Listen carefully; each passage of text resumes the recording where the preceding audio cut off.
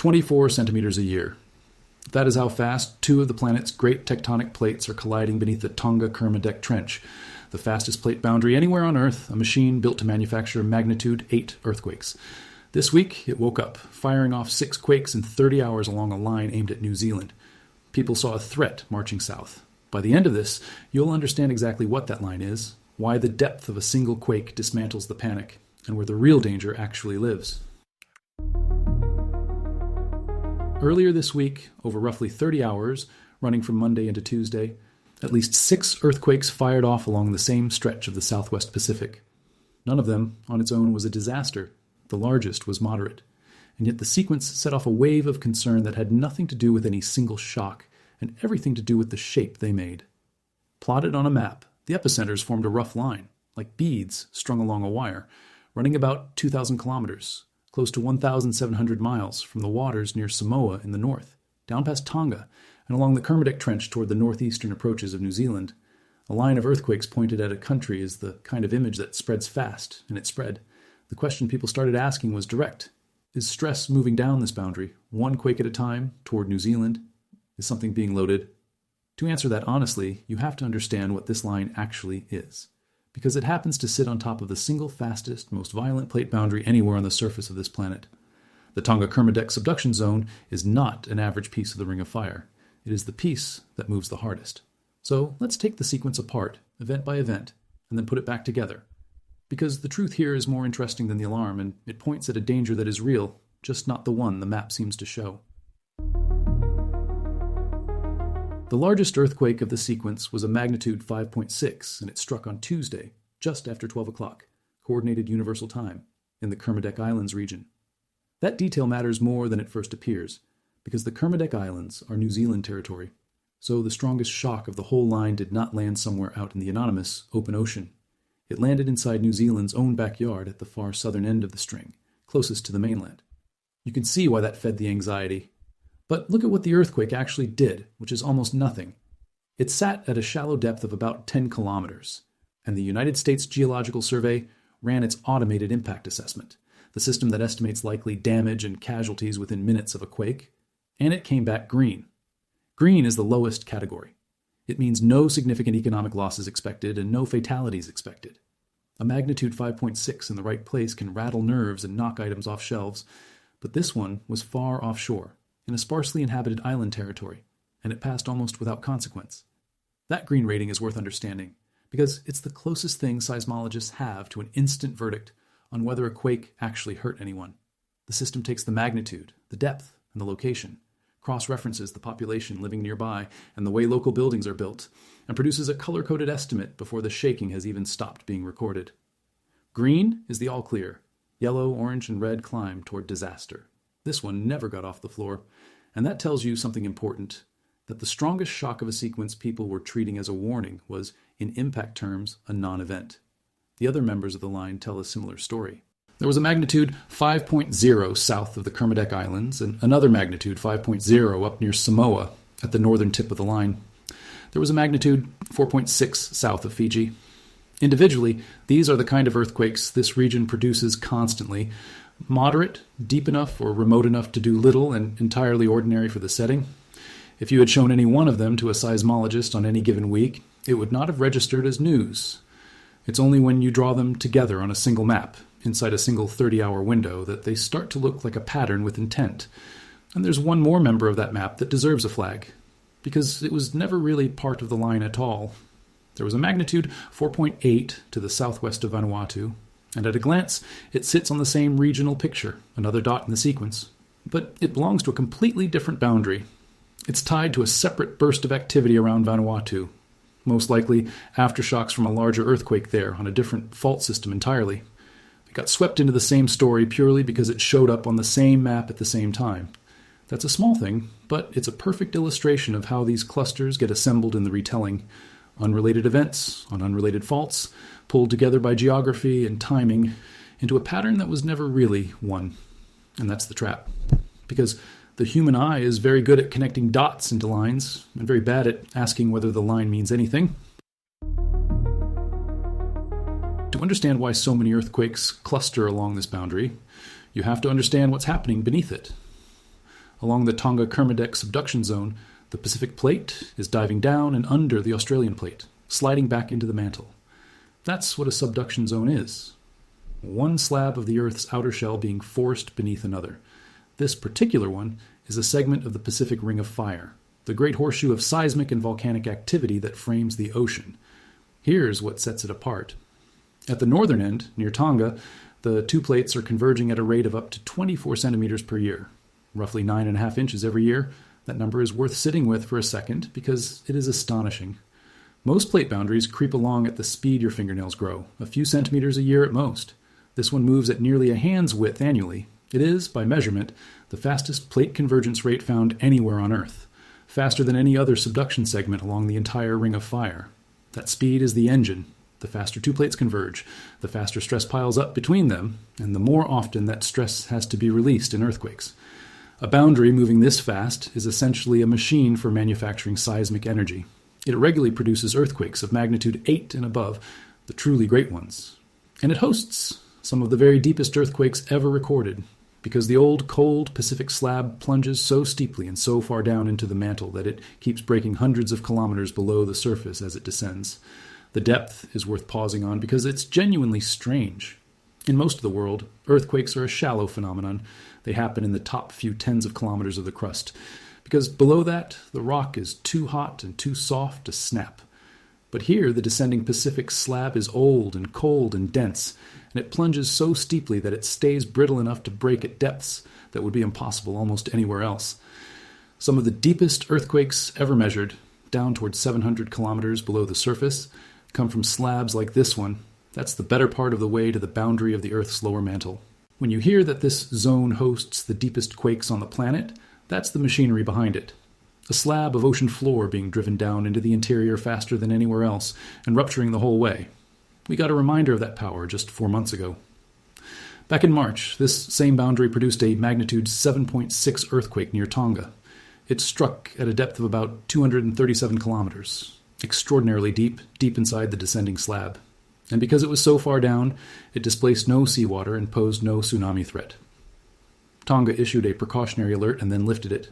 That earthquake was, at the time, the strongest recorded anywhere on the planet in all of 2026, and it caused no significant damage. That is the paradox of this place. It generates enormous earthquakes almost casually, and much of the time they pass with barely a mark because of where and how deep they happen. Keep that March event in mind because it primed this boundary and it primes the story. Now here is the detail that quietly dismantles the whole line marching toward New Zealand idea, and it comes down to a single number: depth. The earthquakes in this sequence did not all happen at the same level in the Earth. The shallow ones, the shocks near the Kermadec Islands and near Samoa, occurred at or near the plate interface in the upper crust. That's the boundary where the two plates are actually locked together and grinding, the classic setting for a subduction earthquake. Those events belong to the same shallow system, and you could, if you wanted, imagine them as part of one story. But one of the earthquakes in the sequence did not happen there at all. There was a magnitude 4.9 north of Tonga that struck at a depth of about 114 kilometers, roughly 95 miles straight down. That places it not on the boundary between the plates, but deep inside the Pacific slab itself, well after that slab has already been swallowed into the mantle. This is what's called an intra-slab earthquake, and it is a fundamentally different beast. It isn't the two plates slipping past each other, it's the internal deformation of the sinking slab, tearing at itself as it bends and descends under its own weight. And that single fact settles the question. If these earthquakes are happening at wildly different depths, driven by different mechanisms, some on the shallow interface, one deep inside the slab, then they cannot be a single connected rupture propagating down the trench. They cannot be a chain reaction where one quake sets off the next in a line. There was no single main shock that the others radiated from. What you're actually looking at is several independent ruptures on the same broad and enormous fault system, happening to occur within the same general window of time. Not a fuse burning toward New Zealand, not foreshocks building to a known main event, just a busy stretch on a boundary that is always busy. There's a second layer to this, and it's the base rate, the ordinary background level of activity you'd expect from this region even on a completely unremarkable week. 6 earthquakes across 2,000 kilometers in 30 hours sounds like a lot. It sounds like an escalation, but you have to weigh it against the setting.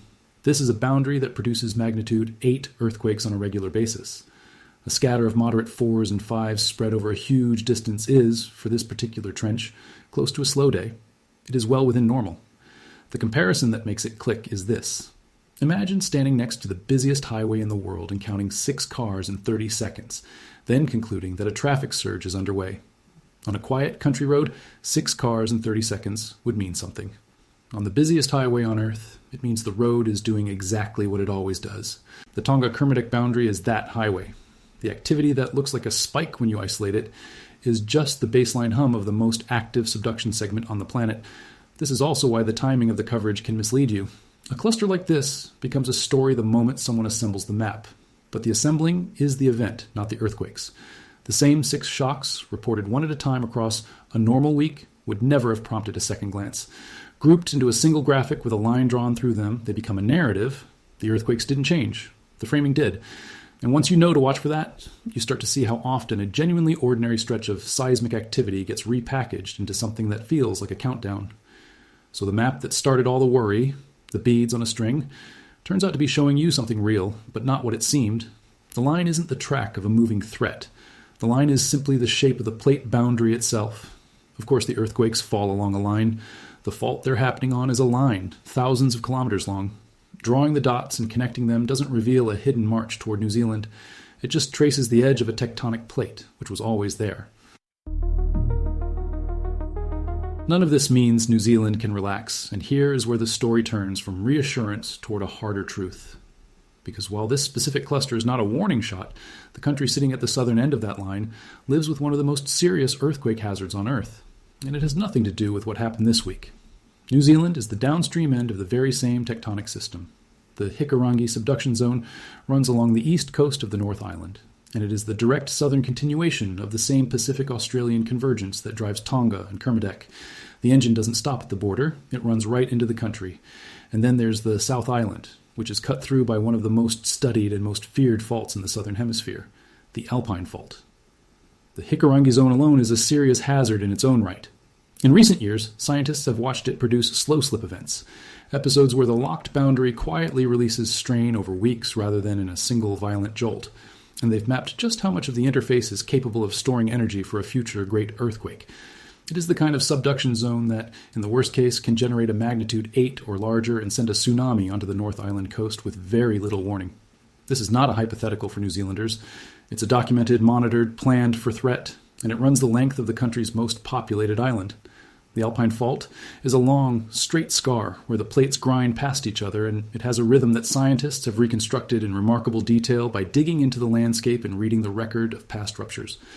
That record shows the Alpine Fault produces a major earthquake, roughly a magnitude 8, on average about once every 300 years. It is not subtle when it goes. Researchers can literally count the past ruptures preserved in the ground, layer by layer, and the regularity of them is part of what makes this fault so unnerving.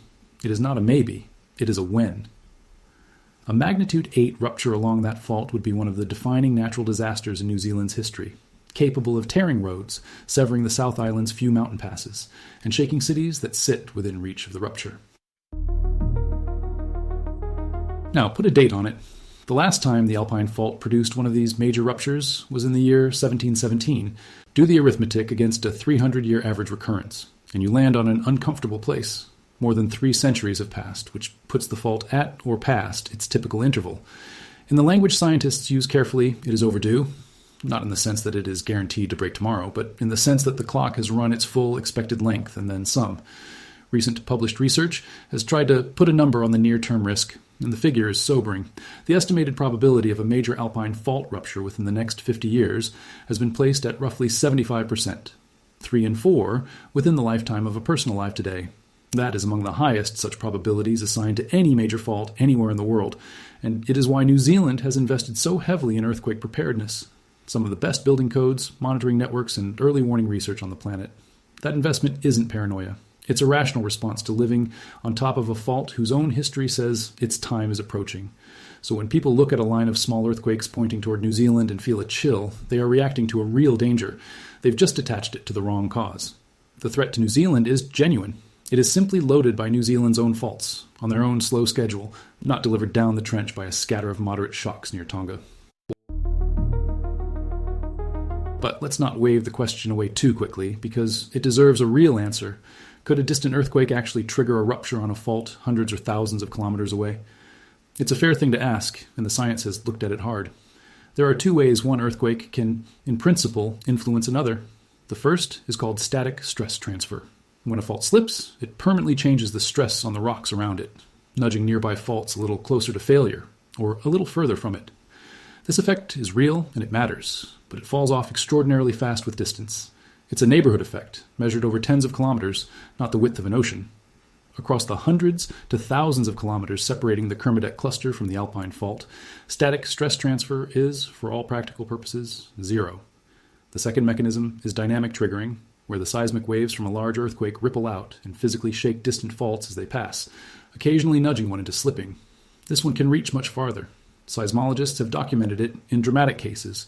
A truly great earthquake on one side of the planet has, on rare occasions, set off small quakes thousands of kilometers away as its surface waves rolled through. But every well-established example of that involves an enormous main shock. And even then, the triggered events tend to be small and to happen in the moments the waves are actually passing. It requires a genuinely large earthquake to do it. Think the great magnitude 8s and 9s. And it operates in a window of seconds to days as the waves pass through, not as a slow creep of stress migrating south over a week. The moderate 4s and 5s in this sequence simply don't carry the energy to shake a distant fault into rupturing. There is no accepted physical mechanism by which this cluster loads the Alpine fault toward failure.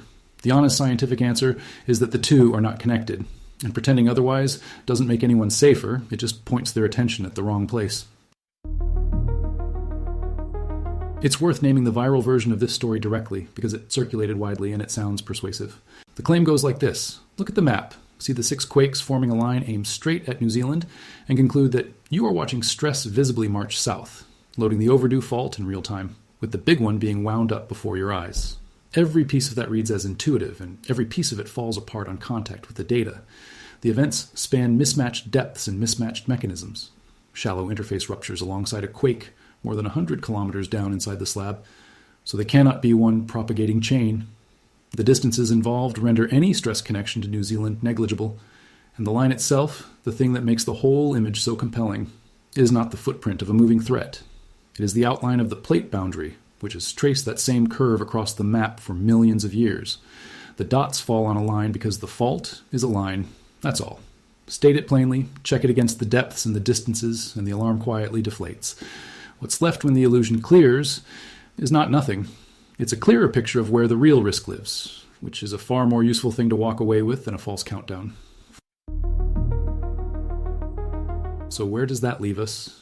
This particular cluster is not a predictive warning, not a chain reaction, and not a trigger for anything in New Zealand. It is a normal week on the most violent plate boundary on Earth, and the honest read is to log it and move on. The danger along this system is structural, not scheduled. It is loaded into the geology, and it doesn't announce itself with a convenient sequence of moderate shocks a few days in advance. That said, there are real things worth keeping an eye on, and they're specific. Watch for any genuinely large earthquake along the KERMADEC Trench, a magnitude 6 or above, because that is the scale at which this boundary's activity actually becomes consequential. Watch whether the depths on these events get revised as the analysis firms up, since the deep intraslab quake is the linchpin of the whole interpretation. And on the longer horizon, the fault that deserves the world's attention isn't the one that lit up the map this week. It's the Alpine fault, sitting quietly in the South Island 3 centuries into a 300-year cycle, carrying a 75% chance of a major rupture within the next 50 years. The lesson of this week is really about how to read the planet. A line of dots is not a story. A fast boundary having a busy day is not a countdown. And the most dangerous fault is very often the one making no news at all. The one that has been silent for 300 years. Precisely because it has been silent for 300 years. We'll be watching the Kermadec Trench, we'll be watching New Zealand, and we'll tell you when something actually changes.